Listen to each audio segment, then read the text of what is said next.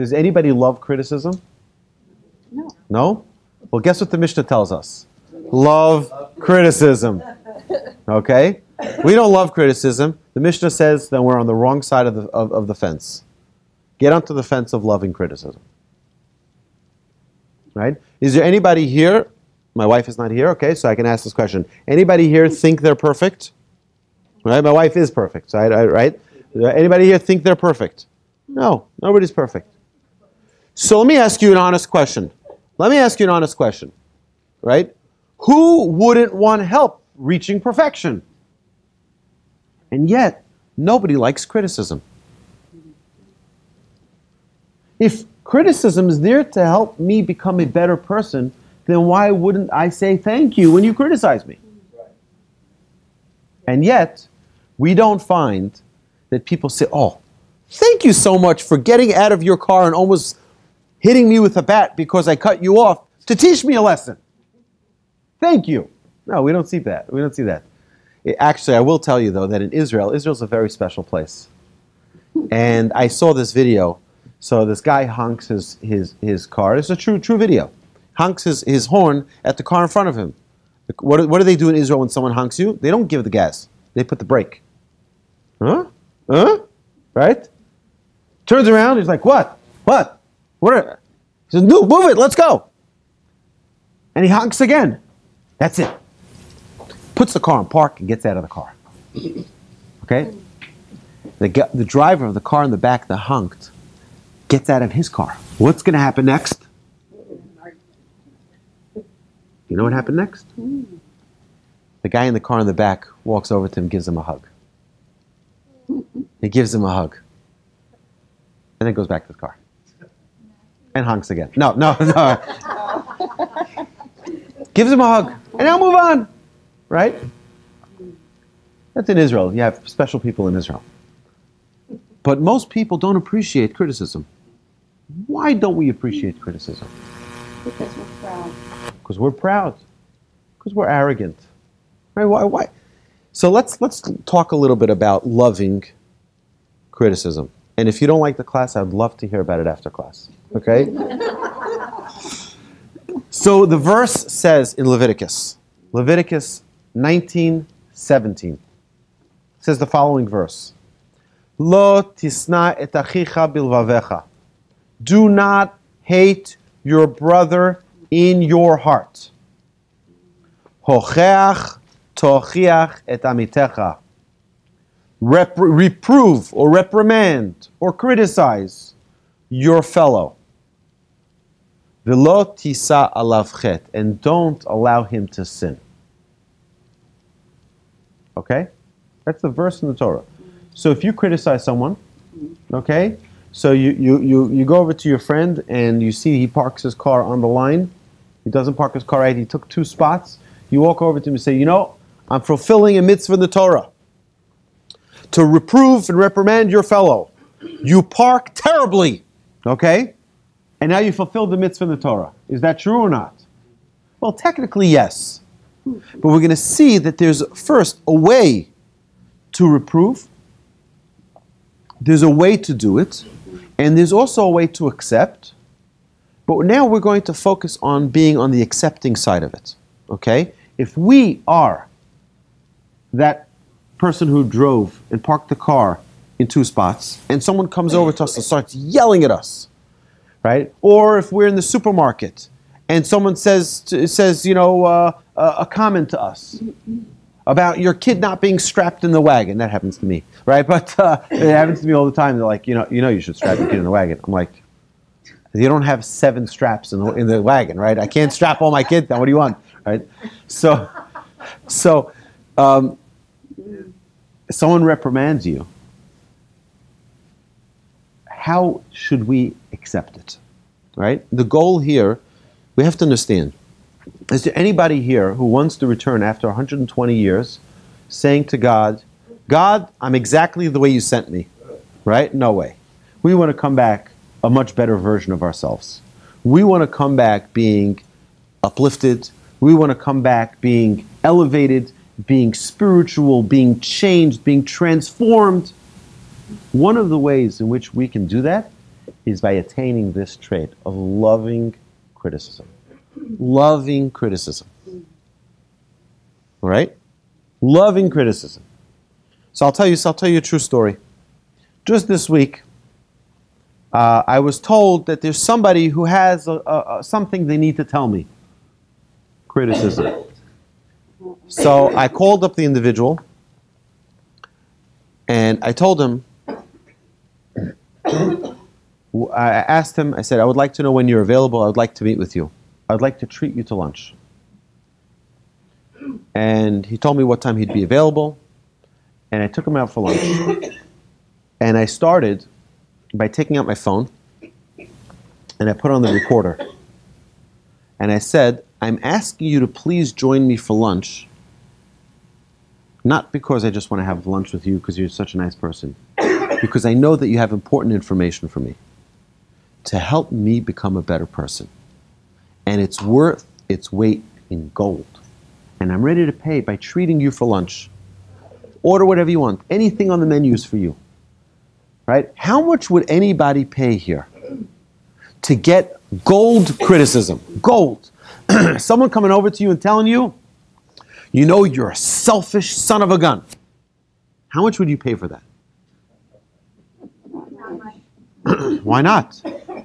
If someone's going to quantify that and give you the tools you need to become a better person and not be a selfish person, right? Would you pay a steak dinner for that? I absolutely would. I said, this person I trust. I know that they have valid information for me. I'm willing to pay with a steak dinner. Tell me what you want for the, right? Tell me what you want. Give me that information because I need that information to help me become a better person. If I want to come back a better person, I need to utilize every opportunity to take the criticism that's given to me, whether it's asked for, not asked for, whether it's on a gold, silver, copper, or no platter. Give it to me. Tell me what I need so that I can become a better person. We established over here, right? No one said, I asked if anybody felt they were perfect. Nobody said they were perfect. None of us are perfect. But we strive for perfection, right? Is anyone here on a journey of perfection? Anybody here want to attain perfection? Show me, show of hands, right? Everybody wants to reach perfection. So how are we going to get there if we don't have the input of other people? Let me ask you a question. Everybody here drove on their way here? Everyone came here by car, right?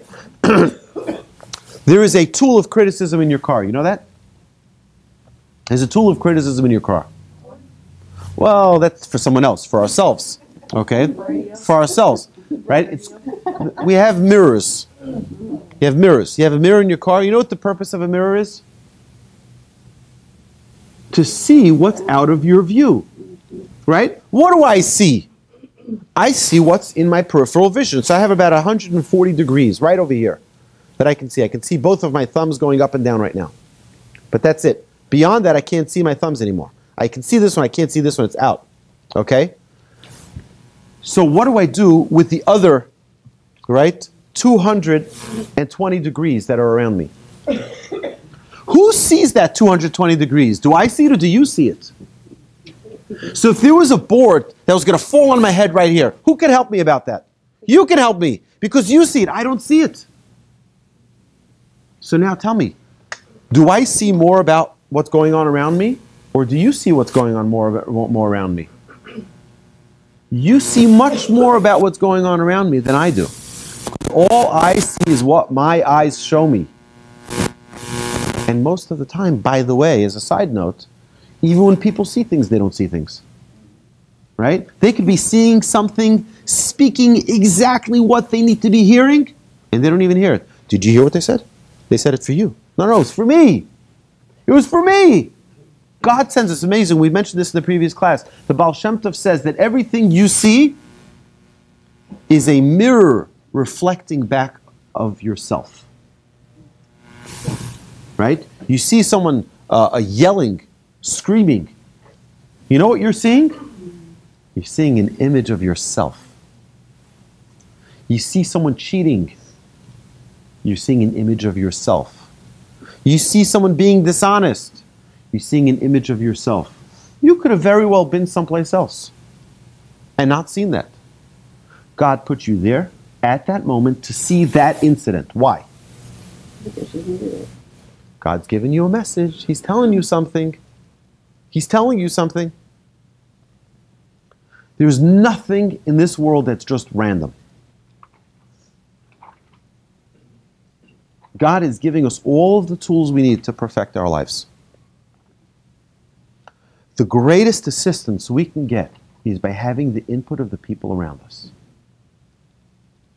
Because they have the other 220 degrees of eyesight that we don't have. I have no idea what's behind me right now. But if it was falling down on me, I hope you'd be nice and kind and tell me, watch your head, it's falling on you. Now, what's if what's falling behind me is anger? I don't see it. You're familiar with the movie came out many years ago of anger management, right? What was the problem? What was the problem? The person getting angry doesn't even know he's angry. He doesn't even realize he's angry. That's the problem with all of us in all of our traits. I'm jealous. I don't even realize I'm jealous. Because all I recognize is that what that person has, I want. Right? But I don't, you're a jealous person. If someone just put it into those words and told them, they would realize that, maybe, if they were open to listening. But we need the help of other people to help perfect us. We need their assistance. So what the Mishnah is telling us here, if you want to maximize life, if you want to enjoy every minute of life, open yourself up to criticism. Say, you know what? And that's what I did in my meeting. I said to this person, I said, my natural defense mechanism may stop and give justification to the things you're saying. Right? So you're going to give me criticism about something. I'm going to say, well, let me explain, okay? I'm not just an evil person. This is why I did it. I said, you know what? I'm going to try not to do that. I'm going to just open myself up and take your knife and stab me as much as you want, okay? Stab me with your words of criticism, right? I'm not going to try to defend myself. Even though instinctively we want to. Instinctively we always want to defend ourselves because there's nobody in the world who thinks they're evil. We all think we're good. We all want to be good. And we all actually are. Deep down inside, we're all good. Some people it's not so deep. Some people it's on the surface, they're good. But we all believe that we're doing things for the right reason. There's anybody here wake up in the morning and say, I want to do something evil today? Oh, I just want to do something evil. Just slash someone's tire. Just because. No. You hate someone. You had a bad business deal with someone. They stole your money. You want to slash their tire. You don't wake up saying, I just want to do bad things. No. Even people who steal say, yeah, I've heard this justification from people where they say, you know what? I'm not really stealing. It's money sitting in a bank. They're not doing anything with it. I might as well do something with it. Right? Instead of their money being in the bank, they don't even know that it's there. They have so much money. But what's 1 million? What's 1 million? They have 100 of them. They won't even know. It's a rounding error. I'm doing a mitzvah by doing something good with their money, right? The people will find a way to justify their negative deeds, right, with a positive spin. Okay? They'll put a positive spin on it. We need to be woken up sometimes. We need to be woken up, and sometimes the best, I say it like this, we have blind spots, right? That's why we have mirrors. But even with the mirrors, you sometimes have blind spots. And if you have the fancy schmancy cars, it'll give you a notification on your mirror or on your dashboard that there's something in your blind spot, but you still can't see it. Sometimes we need just a little bit of a notification so we don't go into the wrong lane, so we don't crash, so we don't use our impulse and get angry and crash where we don't need to. Have that little light reminding you, be careful, you're about to explode. You're about to explode. Be careful, be careful. You have a bad temper. You need to work on your anger. Be a little bit more patient. Okay, so there's a mitzvah in the Torah to criticize someone. A mitzvah in the Torah. All right, we're going to qualify this soon. All right? But this is a biblical commandment. This is not rabbis saying it's a good idea. The Torah says this, Leviticus 19:13, in 19:17, it says, criticize, right? Do you want to read the verse inside? Please? Verse 17. You shall not hate your brother in your heart. You shall reprove your fellow and not bear a sin because of him. There we go. Reproof. It's a mitzvah in the Torah. If you go to your fellow and you criticize them, you've just fulfilled a mitzvah in the Torah. Unbelievable. Incredible. It's an easy mitzvah. Walk around the store and say, your collar, right? You should tuck yourself in. You're a bad, terrible driver, right? You can get mitzvahs all day. You can get like 1,000 mitzvahs, right? You can just like run around and just give criticism out like freely to anyone you want. And you got a mitzvah. It says your brother. So Well, is that limit? very good. It says brother. What does that mean? Well, so, right? So if you're not my brother, I shouldn't criticize you? Oh. It has to do with relationship. Of course it has to do with relationship. So does that mean that if I don't know somebody, I shouldn't say a word? So let me bring you down to the Talmud. The Talmud says the following. The Talmud says that just as there is a mitzvah to reprimand and reprove someone whom you know will accept, there is a mitzvah not to reprove someone who you know will not accept. Meaning, if I know they will accept, there's a mitzvah to tell them. If I know they will not accept, there's a mitzvah not to tell them. So what's the question I get every single time I bring down this Talmud? How do you know? Perfect. You asked the exact 4 words. How do you know? Guess what? If you don't know the person, you don't know. If you do know the person, you do know. Your brother, you know. I know exactly what makes him tick. So I know how to say it, if to say it, when to say it. But if I don't know my brother, if I don't know the fellow person, I have no business reprimanding them. I have no business going over to them and telling them, you're an awful driver. You know why?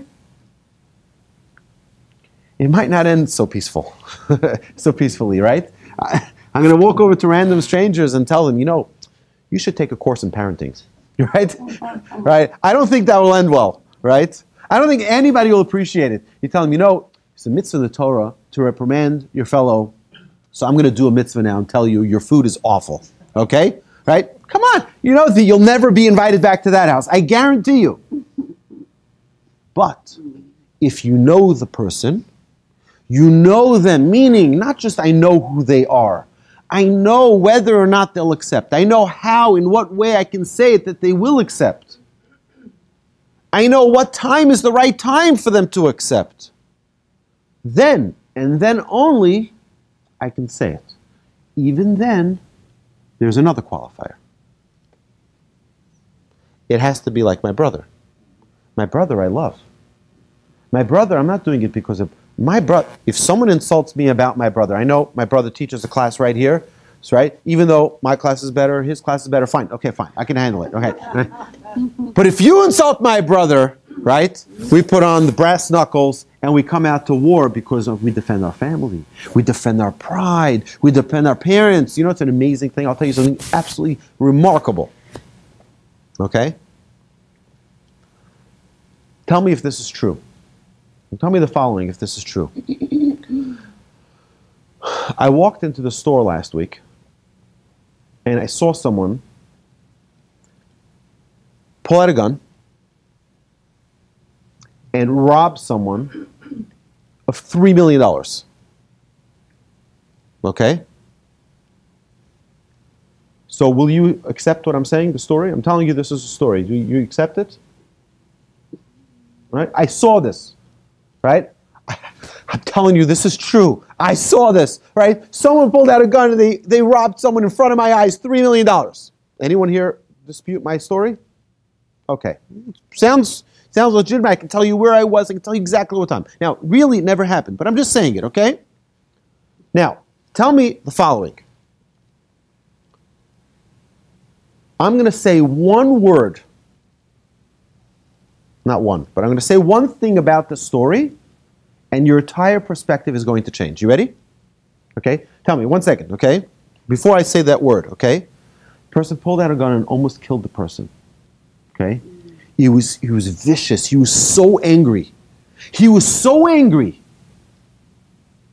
Right? He held that gun. His fingers were shaking. He said, "Give me that money now." Right? Now tell me, is the person who held up this person evil? Right? He did not look like he was wearing a suit and tie. He was not like, he looked like he was a thug. Right? Not a good person, right? We assume in our mind, this is not a good person. Right? We all have this image in our mind. You're walking down the aisle in Randall's or Costco, and you see them running over. They have this bandana, and they, "Give me your money," right? $3 million runs out. Okay, now I'm going to change the story for a second. By the way, that person was your dad. Well, let's go to all the facts now. Right? Suddenly the story changes. Right? Why? I know my dad. My dad would never do such a thing. It must be either that person stole from him, he's getting back his money, he's doing whatever he did. Suddenly we'll have many, many stories, many ways to paint this picture differently. He's not just a mugger. He's not just a thief. Why? What changed in the story? I told you all the facts of the story, and now I change one little piece of information, tell you it's your dad, the whole story changes. Why? Because it's my dad. And my dad means me. And if my dad is a thief, I'm a thief. And if he is a trickster, I'm a trickster. And I'm not a trickster. And I'm not a thief. And I know my dad. And I'm going to get very angry if you start saying negative things about my dad. Right? All we change is one little component. And the whole story changes. The Torah tells us, like your brother. My brother, I'm very defensive about my brother. Right? I'm very careful about my brother's feelings. I'm very careful because it's my brother. My brother is me. So now let me ask you a question.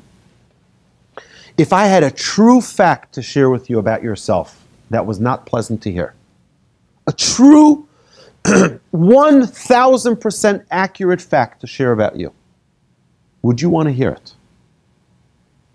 Well, maybe in private. Yeah. So number one, it better be in private. Number two is be very delicate because we got feelings here, right? We have a lot of things suddenly. We better make sure that everything is perfect so that we can say it in the right way. Let me share with you a story. My wife is an angel. She really is. She's an amazing woman. I can only remember one time in my almost 19 years of marriage that I felt that she did something that was hurtful to me. One time. If my wife was watching this, please forgive me. Okay? I'm not going to say the exact story, but I remember there was something that happened and I was absolutely humiliated. I was absolutely humiliated. I walked into the room, I was humiliated, I walked into the next room, I got myself together, and I said to myself, I'm not going to say a word about this for 2 weeks. 2 weeks, 14 days. I'm not saying a word about it. I'm walking out now with a smile like nothing ever happened, and for 2 weeks I'm not going to talk about this. Okay? And for 2 weeks I didn't talk about it.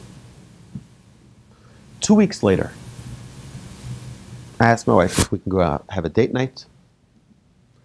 And I was here going to present my case, right? And I was thinking, in this 2 weeks, how would I like to be presented with a mistake? I know my wife loves me. I know I love my wife. I know she would never in a million years do anything to hurt me. But she did. Should I just forget about it? Or should I tell her? Because she probably wants to know about this, right? If she knew that she hurt me, she probably would feel terrible. Would not want this to be in my kishkas, in my system, right? So she probably would want to know about this. But in what way would you want to be told about this? And I went through the whole process of how would I want to be presented with this? Knowing my wife, how would she want to be presented with this? And 2 weeks later, we had a beautiful dinner together. We had wine. It was great. I said, something happened 2 weeks ago. I just wanted to bring it up just as a side note. Right? Just a side note. I wanted to bring up something. And I said this story. And she's like, oh, you know what? I'm so sorry. I feel terrible. It's not what I meant. It's not what I had in mind. I thought you wanted this. I thought you wanted that. And it was all resolved. Now, what's the alternative to that story? The alternative is I walk out right at that moment and I say, what in who knows name is going on over here? Right? How can you say such a thing to me? Why would you embarrass me like this? And we go out and we have this whole argument right there. There are people there. There's a whole crowd there.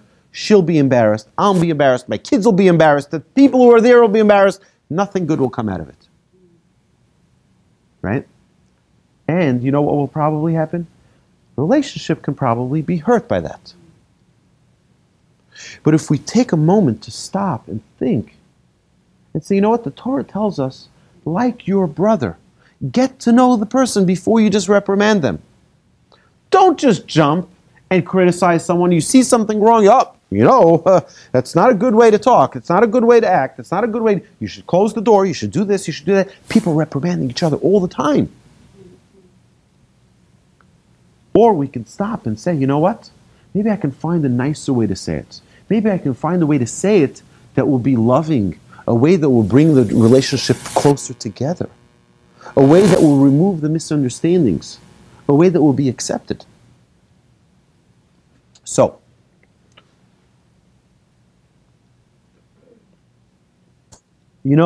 it's an amazing thing. At the end of the book of Genesis, Jacob is about to die. Jacob gathers all his children together. And what does he do? He gives them all blessings. He gives them all blessings. It's an amazing thing. He says each one, he gives them the blessing, and you're going to be out at the docks, and you're going to be a tradesman, and you're going to be a scholar, and you're going to be, except for two, right? Shimon and Levi, Simeon and Levi. What happens to them? He pulls out the switchblades and he chops them up. Chops them up. He says, you guys like violence. You guys, look what you did to Shechem, to what's today the city of Nablus. You guys tore those people apart, right? You murdered an entire city. You guys, klechamas mechoroseim. You guys use arms instead of talking. You go straight to the guns. You go straight to war. That's no blessing. Everyone gets these lovely blessings, and you're going to be like this, and you're going to be like that. And everyone gets a beautiful blessing. Shimon and Levi, nothing like it. Total reprimand. Our sages tell us the greatest blessing of all of the blessings that the tribes got from Jacob was the blessing that Jacob gave to Shimon and Levi. You know why? It's an amazing thing. What is a blessing? What is a blessing? A blessing, I say, you know what? You should be healthy. You should be successful. Right? God should help you succeed in your math test. God should help you in your business. God should help you in your marriage. God should help you with raising your children. Did I do anything for you? What does a blessing do? A blessing is like a recommendation, a letter of recommendation. I send a letter of recommendation to God. I know the person, the guy's a good guy. Give him some success in his livelihood.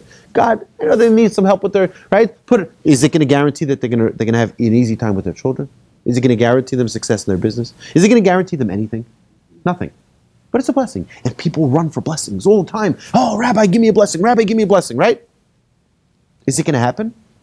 Well, if God wants it, he'll make it happen. If he doesn't, no. He'll see the letter of recommendation. He'll say, oh, not today. Goodbye. Right? No, sorry. Right? Oh, maybe. Okay, this one deserves it. I'll give it to him. But it's not a guarantee. There was no guarantee. But if you give someone reprimand, if they accept it, it's a guarantee. It's in their hands that they can make that change. It's in their hands that they can transform who they are. You bring it to their attention that they have a temper that they need to work on. You know what you just did to them? You just gave them a whole basket filled with gold. You gave them more than any blessing can give them. You gave them in their hands, they can fix their problem. In their hand, right now, they can be a better spouse. They can be a better parent. They can be a better employer. They can be a better employee. They can be a better citizen. They can be a better friend. They can be a better neighbor. They can be a better mayor, everything can change in their life because you gave them one piece of loving criticism. Shimon and Levi got that. The other brothers, they got blessings. Maybe it'll happen. Maybe it won't happen. That's not in their hands. This is in their hands. Our sages tell us the greatest blessing is when you give someone the tools they need to perfect themselves. That's the greatest gift in the world. The greatest gift you can give someone. Give them the tools for perfection. That's what the Torah commands us. What does it say right before it? Don't hate your brother in your heart. Don't hate your brother in your heart. What does that mean? Don't keep it inside. Don't hold that grudge. You have something to say. You think that they're a terrible driver? Tell it to them. Lovingly, like a brother. Right? So that he doesn't go down back down that path again. And he shouldn't make the mistake again and again. And ruin another relationship. And ruin another friendship. You love your brother. Take responsibility for them. You love your brother. Help them out. Help them. Give them the tools they need for success. Criticize the action, not the person. I know you're a good person. I had someone yesterday at my house. I had to criticize them a little. I had to criticize them on something it's been a couple of years already. It's been brewing. I was trying to find the right opportunity. Yesterday we were both sitting on the couches at my house for Shabbos, and I figured it was the right time. I needed to tell him this. So I can just tell him, you know something? You're hanging around the wrong people. And which is what I wanted to tell him. You're hanging around the wrong people. That's not what I told him. I said to him, do you realize how holy you are? You are such a holy person. I don't know a person like you. You're seeking holiness wherever you go. Wherever you go, you connect to holy people. And someone like you hangs around with these lowlifes. It doesn't make any sense. Explain. Help me understand how that paradox lives in one person. You're so aspiring for holiness, and you hang around with the lowest of the low. How does that work? Right? So now, he was thinking about it as a question. I'm not reprimanding him, I'm not, right? But really I am, right? And I'm not trying to trick him. I really want to help him. I really love this person. And I really feel that he's limiting his own ability to grow because he hangs around people that are not good for him. He's such a great person. He's such a holy person. So I'm not criticizing him as a person. I just think he's making bad choices when it comes to who he hangs out with in his circles. Can never criticize the person. The person is a holy person. He's a great person. Again, we went around the room here. Everyone wants to be good. Nobody here ever woke up saying, I want to be evil. I want to be bad. Right? We all want to be good. So take that into consideration. Don't criticize the person. Criticize the action. The action, may not have been intentional. And I'll tell you a good trick to do. It works particularly well with women because they get very curious. So to say, forget it. Right? And then they say, no, what? And it's like, no, it's okay. No, I was thinking about something. It's never mind. I don't want to. No, please, just say it. Right? Right?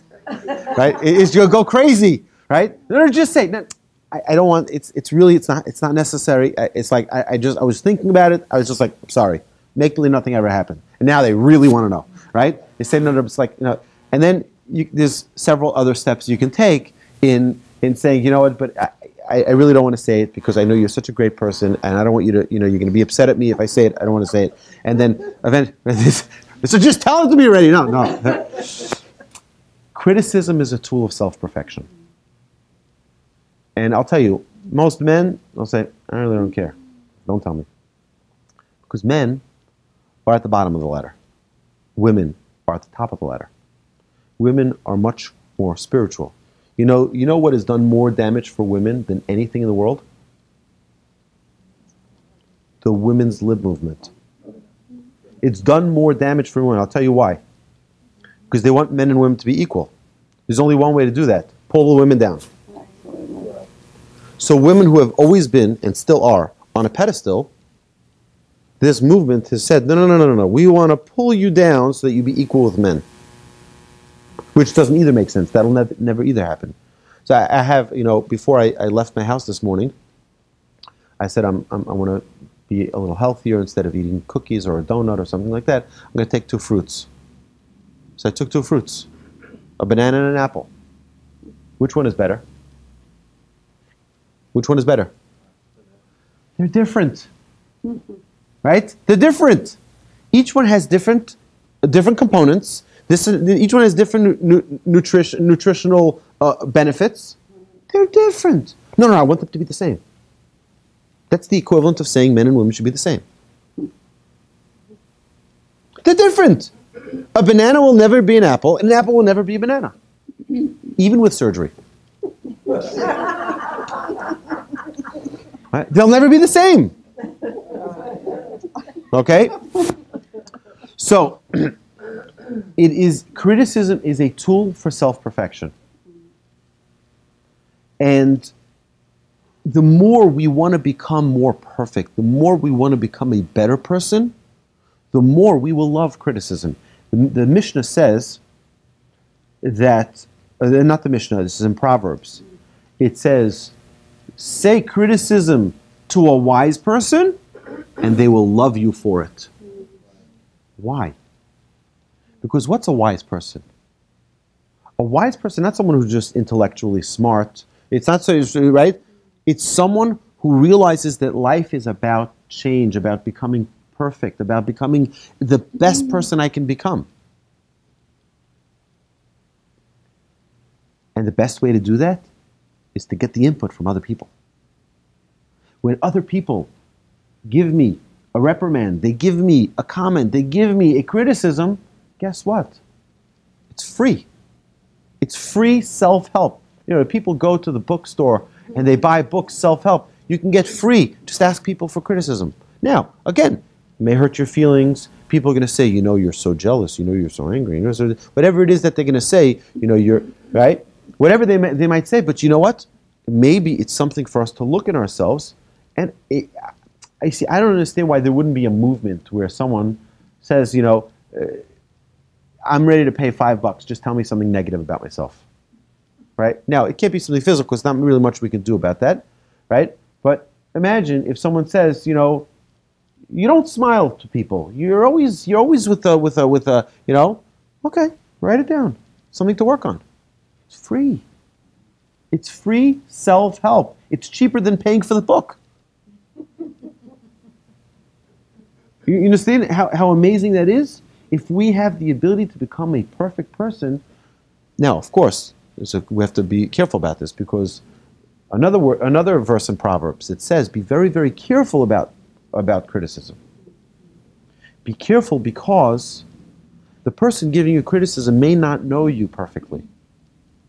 So they may be criticizing something that they see in themselves as a flaw and may not really apply to you, and you really don't need to work on that. Okay, so that you have to take it into consideration. Again, King Solomon warns us to just be cautious. Just be cautious. Okay. Try to seek out your personal message regardless of the source. Regardless of the source.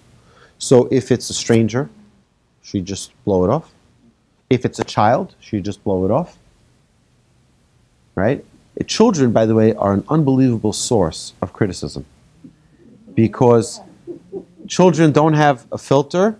They're not fakers, right? Adults many times are fakers. So what happens? You take your child to someone's house, and they give them something to eat, and they say, "Ew, this is disgusting," right? So what do the parents say?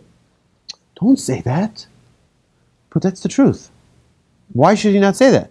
We tell our child, you better say the truth, but don't say that, right? Why not, right? The problem is that we've become cultured in a way that we don't want to say things that are people's feelings. It's like, all right, so, but we shouldn't. It means, although it's true, doesn't mean it shouldn't be. Right now, not everything that's true needs to be said. That is also true. But from a child is unfiltered. They're saying it exactly the way it is. Right? When a child sees something, they can analyze it very, very carefully. They're very smart children. Right? You can't fake children. They see right through all the baloney. They see right through it. A child says something, take it like gold. Take it like gold. But what do people do? Hey, little punk, get away. Right? What does he know? What does he know? Do you know who I am? Right? It's like, right? Have some respect. A wise person will thank everyone, will love every person for the criticism that they give them. When you get criticized, don't defend yourself. Remember, no one in this world is perfect. You're getting a free gift with insight into yourself. Think it over. Is it maybe true? Maybe there's some truth to it. Why does that person perceive it the way they perceive it? Thank the person for the criticism. You know something? I want to thank you. It wasn't pleasant for me to hear it, but I know that it's true. Even if it's not coming from a place of goodness in their heart. Even if it's not coming from, I love you and therefore I'm telling you, I hate you and that's why I'm telling you.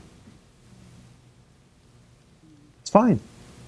It's going to help me become a better person. Thank you. Take it one step further. They say something. Ask them to elaborate. Explain it to me. What did you see? What made you come to this conclusion? You can ask for recommendation. How would you recommend I either don't get into this situation in the future? How would you recommend I fix this? How would you recommend that I avoid anger or whatever trait it is? It's so powerful. We can take criticism, instead of it being the black box, I don't want to open it up. We can say, no, this is life. This is so amazing. Look how God deals with Moshe. Moshe does something wrong, boom, God tells him right away. The Jewish people do something wrong, boom, Moshe tells them right away. You're going to let them, I don't want to hurt their feelings. Let it just be. Let it just be. No. If we're in this world just to exist, then you're right. But if we're in this world, like we established earlier, to reach perfection, then why would we let it run? Let it just go. So, right? If someone saw a flaw in you, would you want them to just ignore it and just move on? Or would you want them to tell it to you so that you can reach perfection? Now again, I asked people, I did this in many different classes, and it's funny because the men and the women give totally different answers. Okay? If you cook dinner for your significant other, for a friend, for your family, and dinner was awful, would you want them to tell you or not? You want them to just, this is delicious, fantastic, thanks, Mom. Yeah, that's what you want them to do? Well, that wasn't the question. That was not the question. They're married, so you saw that was not the question. The question is, if you cooked it, would you want to know if it was awful? I would. Right? So I asked this to a group of what? You're going to get it again if not. Right. So. Or you might get it if you tell them. No. Yeah, let me hear. Okay, so I don't mind being told, but not in front of everybody. Like, to me, that's embarrassing. Right. Oh, so now everybody agrees they want to know about it. Everybody agrees they want the criticism, but everyone's going to qualify it now. Well, not in front of other people. I heard most people told me he better watch how he says it, right? Or he'll never get dinner. Any dinner, right? Not a better one, not a worse one. No dinner. Go buy it yourself, right? Go exactly. So we all understand that it's not in the will, it's in the way.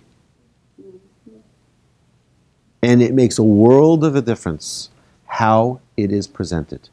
If it is not presented in the right way, it is lethal. Because you'll embarrass me, because because you'll hurt me.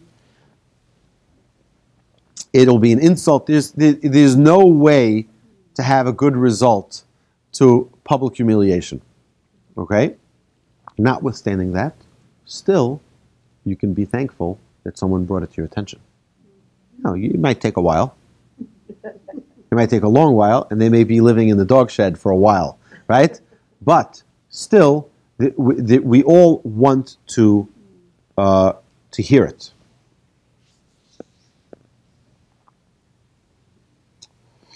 So, we all want to get the most out of living, but humans are inherently subjective. Right? It really depends who says it. Well, it depends. If it's someone I respect, then I'll push back a little. If it's someone I don't respect, I'll push back a lot. Why does it make a difference? It's not about them, it's about me. It's about me. If it's about me becoming a better person, right? You know what's interesting? The Torah doesn't say anything about the person receiving the criticism. It only says about the person giving the criticism. Because the recipient should always be thankful. The recipient, no matter how it's done, but the giver should be careful. That means even if it's done in a miserable way. Okay, now let me ask you a question. Okay, I'm not a food guy. Okay, so I know how to make 3 things in the kitchen, and then I get out really fast. Okay, I can make eggs. I can fix a barbecue, and I can make cholent. Okay, that's a traditional Jewish food that we have Shabbos morning, and that's it. Okay, I can't make macaroni. I can't make nothing else. Okay, it's just not. It's not my forte. But one thing I've noticed, my wife is an unbelievable cook. I'll tell you the amazing story. When my wife and I got engaged, so I went to her house a couple of times for Shabbat. And I've heard, I've only been engaged and married once, so I don't know what's done in other. But I've heard from my friends, they go to their fiance's home to her parents, and she'll cook a dish for them, and she'll cook a dinner for him, and just like. I came to my wife, fiance at the time, come to her house for Shabbos, and I'm like, so did you make that? No, my sister made that. I said, did you make that? She said, no, my other sister made that. Did you make that? No, my mother made that. Did you make this? No. I said, I guess it'll be pizza for the rest of my life. Right? I came another Shabbos. Nothing. I said, do you cook at all? So she says, no, nothing. I don't like the kitchen. Right? And I was like, this is going to be pizza with a lot of sauce, right? This is going to be, right? It turns out my wife is an unbelievable cook. I mean, it's ridiculous. She really is. Unbelievable. 5-star. And I realized it's not only that the food is delicious. It's beautiful. Right? So when you have a plate, it's not only food. It is gorgeous. It's the colors and the protein with the whole shebang, right? It's a work of art. It really is. It's unbelievable. But let me ask you a question. You go to a restaurant and they serve you food and it's beautiful on a plate. What does it make a difference if it's beautiful or not? Just put the food on the plate. I'm hungry. Just give me the food and goodbye. Right? It's nutritious. It doesn't need to be pretty.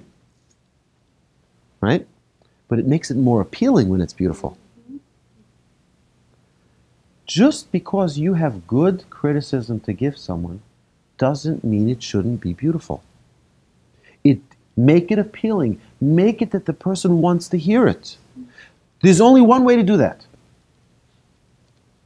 And the way to do that is to really, really, really love that other person.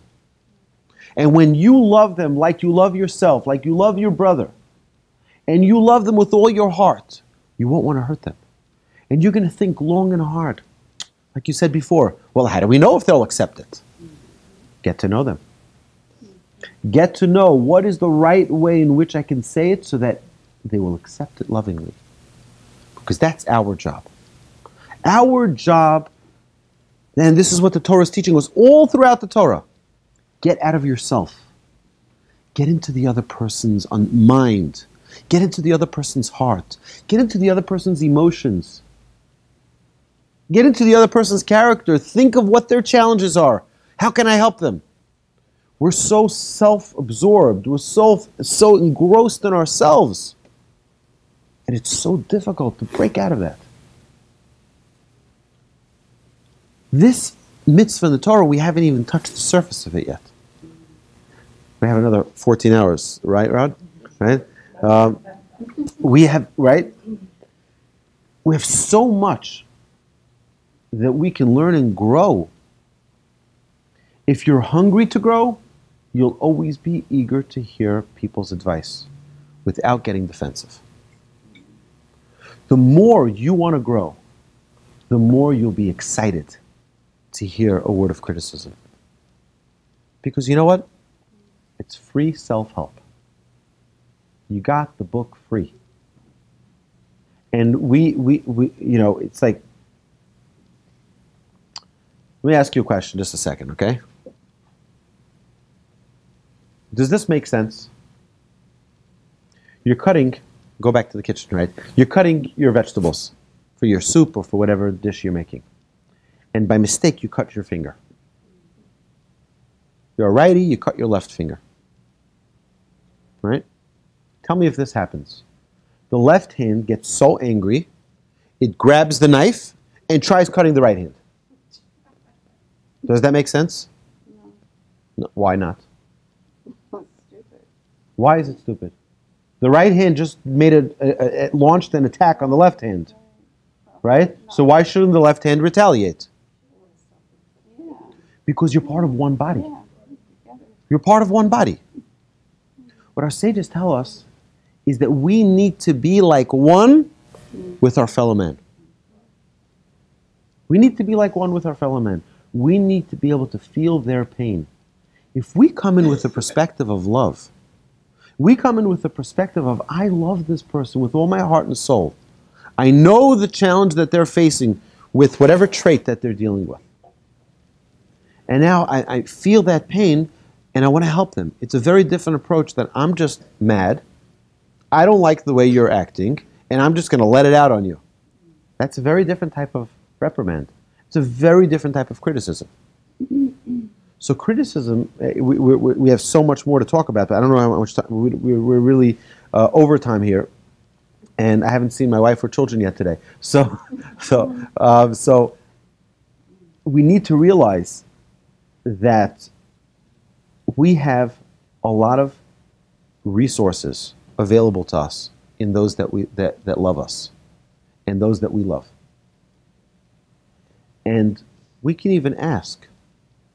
Imagine, I'm telling you, this would be an amazing world if we said, you know what, pulling up a table today, I'm giving out money. I'm giving out money. Tell me one piece of criticism, you get $1 for every piece of criticism you give me. Right? We would be the wealthiest people spiritually. We would be the wealthiest people if we really opened ourselves up to this wisdom, to this growth, to this opportunity. It would be a totally different world. Someone says something to you, you know what, thank you for telling me. I didn't realize, I really should put my phone down when I drive. I really should buckle up. I really shouldn't speed. Think of it like that, right? It's like, You're right. I'm driving through. Thank you. Get out of my car and thank them. Thank you for bringing it to my attention. I was so self-absorbed I didn't even realize. I was in my own world. I wasn't thinking. You're right. I should have put that product back on the shelf. There's so much we can learn. Let's take these opportunities for our own personal growth and love those who criticize us. And if we need to criticize someone, to make sure that we really love them before we criticize them. That we're really doing it for them, not for ourselves to even a score. Not to even a score. The 35th tool that our sages tell us, that the Torah gives us to maximize life, imagine how much of our life is dealt with criticism. Anyone here have a Jewish mother? Right? Right? A lot of criticism. Right? It's any mother, any father, any sibling, any friend, any neighbor. There's criticism flying around all over the place. You want to love life. You want to maximize life. Love the criticism. It doesn't say love the criticizer. It says love the criticism. Now, again, we have to be careful. Because you can, I'll tell you a funny story about criticism. There was a Yemenite couple that got married. The Yemenite couple, at the wedding, a guy comes to the wedding and he brings them a donkey. And he says, guys, congratulations. You're married. I'm giving you a donkey as a gift. It's like, wow, it's not bad. It's like getting a free car for your wedding. Pretty substantial gift. They're leaving the wedding hall. The groom gets on the donkey. The bride is walking in her gown, and she's walking right next to the donkey with the groom on the. And they pass by a group of people, and they're like, "Really? You're just leaving your wedding, and this is the way you treat your bride? You let her walk, and you ride on the donkey?" He says, "You know what? You're right. You're right." He gets off the donkey, he puts the bride on the donkey, and he's walking beside them. They pass a group of people and they say, "What? You just left your wedding and she's already controlling you like this? She's on the donkey and you're walking?" So you know what? You're right. They both get on the donkey. They're both riding on the donkey. They pass a group of people and they're like, "Poor little donkey. You're both smashing the donkey. What are you guys doing? Two of you on the donkey." I said, "You know what? You're right." So they both walk and they put the donkey on them. They pass a group of people and they say, "Look, 3 donkeys." Right? If we keep on just taking what everyone says, right? It means you have to qualify it. You have to make sure that it's not just someone else is letting out there. It means you have to put it into perspective. Be honest. Be loving. Be kind. Be fair. And love the criticism. You don't have to love the criticizer. You don't have to love the person who yells at you in the supermarket. You don't have to love the person who yells at you at Starbucks. You don't have to love any of them. But you have to love the criticism. Now, it's interesting that the way that's spoken about, way 32, is love humanity, love creations. Right, but that's a different story. That now that we've loved creation, which is 4 classes ago, right? Love the criticism. Because if we're on a trajectory of growth, we want to be growing, this is the greatest gift we have. So thank you so much for inviting me. Thank you so much for listening. I look forward to learning together in the future. Have a terrific week, everyone. And go get him. Go get him.